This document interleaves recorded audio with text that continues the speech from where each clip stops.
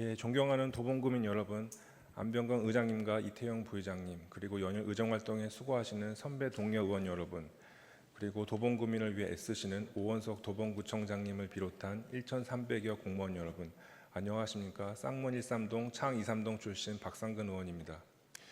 바로 구정질문 시작하겠습니다.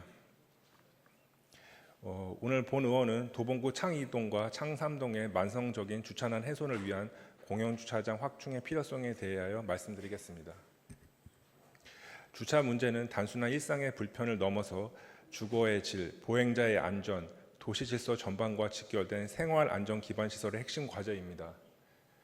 특히 도봉구 창 2동과 창 3동은 노후주택과 다세대 주택이 밀집한 지역으로 상시적인 주차 공간 부족 문제가 고질적으로 이어지고 있습니다. 이로 인해 주민들께서 주차 공간을 찾아서 몇 바퀴씩 도는 일도 다반사이며 불법 주차로 인한 안전사고 우려도 계속되고 있습니다. 반면 쌍리단길의 모두원 복합 커뮤니티 센터는 이러한 문제를 효과적으로 해결한 대표적인 사례입니다. 2022년 11월에 개관한 다목적 커뮤니티 쌍리단길 플랫폼 모두원은 창일동 공영주차장 3층을 중축을 하였습니다. 지하의 공영주차장을 새롭게 개선하여 주차 문제를 해소했을 뿐만 아니라 지상에는 모임 문화 공간이 어우러진 복합생활 SOC 공간으로 역할을 하고 있습니다. 모두원 복합 커뮤니티 센터는 단순히 주차장을 넘어 공공성과 주차 편의를 함께 담아낸 공간 복지의 우수 사례로 평가받고 있습니다. 이제는 이러한 좋은 사례를 창일동에만 머무르지 말고 창 2동과 창 3동에도 이와 유사한 공용주차장 복합시설을 설립해야 합니다. 특히 창 2동의 경우 좋은 후보지가 있습니다. 창 2동 623-42번지로 창 2동 제1 공영주차장입니다. 쌍리단길 모두원처럼 기존 공영주차장의 부지가 확보되어 있어 모두원처럼 주차장 복합 커뮤니티 센터가 함께 조성될 수 있는 충분한 가능성이 있습니다. 또한 창 2동의 경우 공영주차장 주변에 다세대 주택이 밀집되어 있어 선제적 계획과 추진이 이루어진다면 지역 주민의 생활 불편을 줄이고 복지 인프라를 확대할 수 있는 기회라고 생각합니다. 주차는 단순히 편의의 문제가 아니라고 생각합니다. 교통의 시작이자 마무리이며 지역의 안전과 공동체의 삶의 질을 좌우하는 핵심 기반 시설입니다.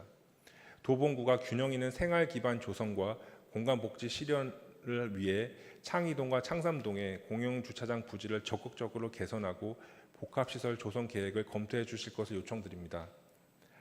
두 번째로 창 3동 주민센터 앞 사거리의 신호등 설치 필요성에 대해 말씀드리겠습니다. 도봉구는 최근 GTX 신호선과 경전철 노선 확충, 그리고 신동아 아파트 사거리 도로 확장 공사 등 보다 안전하고 편리한 교통 환경 조성을 위한 노력을 기울이고 있습니다. 그러나 이러한 행정적인 노력에도 불구하고 아직도 도봉구 일대는 안전을 위협받는 도로 환경이 존재하며 특히 신호체제가 미비한 지역에서는 교통 혼잡과 교통사고 위험이 상존하고 있습니다. 대표적인 사례가 바로 쌍문 3동 주민센터 앞 사거리입니다. 이 사거리는 신호등이 설치되어 있지 않아 보행자와 운전자 모두 사고 위험에 상시적으로 노출되어 있습니다. 특히 교차로 구조상 좌우측 진입 차량, 맞은편 차량, 그리고 보행자까지 뒤엉키면서 교차로 통과 자체가 매우 혼란스러울 뿐만 아니라 충돌 사고의 가능성도 매우 높은 상황입니다. 지난 2021년 쌍문 3동 주민센터 앞 사거리 맞은편인 쌍문 1동 노회로 41길도 도로폭이 6m 정도밖에 안 되는 좁은 도로였습니다. 마을버스 교차 운행 및 출퇴근 차량, 숭리초등학교와 쌍문초등학교의 주요 통학로로 안전사고 위험이 높았으나 도로 확장 공사 등을 추진하여 보도신설과 교통신호등이 설치되어 지역 주민들의 오랜 수건 사업을 푼 사업이었습니다. 이처럼 신호체계가 갖춰진 교차로에서는 질서 있고 안전한 통행이 가능하지만 신호등이 없는 교차로는 차량들이 동시에 진입하거나 우선권을 두고 혼란이 발생해 사고로 이어질 가능성이 매우 높습니다. 이러한 문제를 근본적으로 해결하기 위해서는 쌍문 3동 주민센터 앞 사거리에 신호등 설치가 반드시 필요합니다. 다만 이 구간에 신호등을 설치하기 위해서는 횡단보도의 폭이 6m 이상 확보되어야 한다는 규정에 따라 노회로 166번지 건물에 부착된 외부 계단을 철거를 해야 하는 상황입니다. 본 의원이 현장을 확인한 결과 해당 계단은 건물주와 협의를 통해 철거가 가능한 것으로 파악되었습니다. 따라서 법적 물리적 제약이 충분히 해결 가능한 상황이며 남은 것은 행정적 추진과 실행 계획 마련이라고 생각합니다. 이에 원원석 구청장님께 요청드립니다. 쌍문 3동 주민센터 앞 사거리에 신호등 설치를 적극적으로 검토해 주시고 보행자의 안전과 차량의 원활한 흐름을 동시에 확보할 수 있는 구체적인 실행 방안을 마련해 주시기 바랍니다. 국민의 생명과 안전은 어떤 행정보다 앞서야 한다고 생각합니다. 작은 사거리에 설치된 하나의 신호등이 큰 사고를 막고 생명을 지킬 수 있을 것입니다. 다음은 도봉구 관내 학령 인구 감소에 대해 말씀드리겠습니다. 저출산에 따른 결과로 우리나라 학령 인구가 급속히 줄고 있습니다. 지난 2018년 합계 출산율 1명선이 무너진 0.9명이 기록하면서 저출산에 따른 학령 인구 감소의 심각성이 논의되기 시작했습니다. 한국교육개발원에 따르면 오는 2029년에는 전국 초중고 학생 수가 425만여 명에 불과할 것으로 추정했습니다.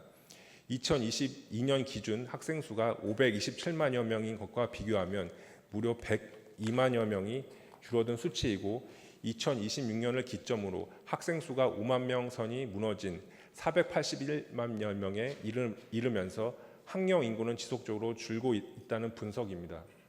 이에 한반도 미래연구원은 2024년 인구 보고서를 통해 초등학교 입학 연령인 7세 아동 수는 2023년 43만여 명에서 2033년에는 22만여 명으로 반토막 날 것으로 보고 있습니다. 학령 인구가 감소하면 초등학교 운영 시스템도 변하게 됩니다. 학교 운영의 효율성과 학생들의 교육 질에 부정적인 영향을 미치고 이에 따라 학교 폐교와 학급 감축 등의 안타까운 일이 발생할 수 있습니다. 그러면 도봉구 관내 초등학교 학생은 얼마나 줄었을까? 학교 알림이 2025년 공시 자료를 살펴보겠습니다. 도봉구 지역 초등학교는 사립학교인 동북초등학교와 한신초등학교를 포함하여 총 23개입니다. 이 중에 학생 수가 가장 많은 초등학교는 동북초등학교 765명, 이어서 창림초등학교와 창경초등학교가 각각 733명입니다. 학생 수가 가장 적은 학교는 신창초등학교 217명, 오봉초등학교 236명, 창원초등학교 251명 등입니다. 2025년 입학한 1학년 학생 수가 신창초등학교는 19명, 오봉초등학교는 21명, 창원초등학교는 35명으로 본 의원이 1991년 월천초등학교 다닐 때만 해도 학급당 학생 수가 약 50명이었는데 학령 인구의 감소를 실감하게 합니다. 우리나라 전체 학령 인구의 감소에 따라 도봉구 관내 학령 인구 또한 가파르게 줄어들 수밖에 없습니다. 그러나 전체 학생 수가 감소하는 중에도 학교별 편차가 크고 쏠림이 있는 것은 알 수 있습니다. 학생 수가 줄어들수록 해당 지역의 인구 유출도 커질 우려가 있으며 그것은 학생 수 감소를 가속화하게 될 것입니다. 지역 전반에 끼치는 영향을 고려했을 때 학령 인구 감소에 대한 중장기 대책을 모색해야 할 것입니다. 도봉구 차원에서도 교통편, 안전, 보행 환경 등 지원할 수 있는 정책적인 부분을 적극적으로 찾아내서 학생 수 감소에 대비해 주시길 바라며 이상 구정 질문을 마치겠습니다. 경청해 주셔서 감사합니다.